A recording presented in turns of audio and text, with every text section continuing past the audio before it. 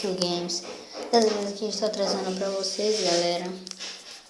Eu vou botar qualquer idade, trazendo pra vocês aqui o jogo Disney Crossroad. Aqui pra vocês. Certo? E aqui nós temos, pra começar, a gente aperta aqui em continuar, a gente bota nosso número, aperta aqui em continuar.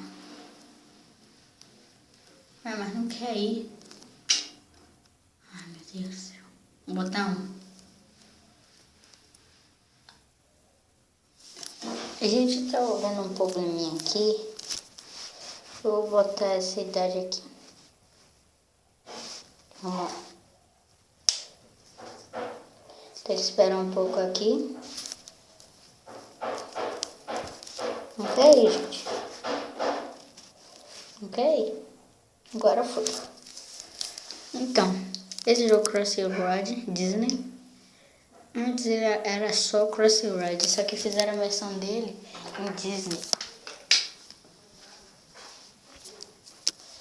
E a câmera ficou muito melhor, por causa que você tem os personagens da Disney, todos mesmo. A gente vai clicar aqui. Eu vou começar esse esquema aqui. Você vai apertar aqui, vai abrir. Ganha o Mickey. Vai apertando aqui, pra ele subindo pro lado, pra ele pro lado, pra ele subindo pro outro lado, pra ele pro outro lado. Esse Mickey é teimoso, não quer ir pro outro lado. Agora foi. Então, gente, a gente vai tentar passar aqui entre os carros, nessa rua bem movimentada.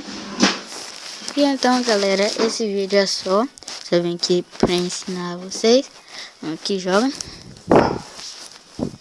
E é isso aí. Vocês podem me dar dicas de jogo que eu posso baixar e jogar aqui. Fui.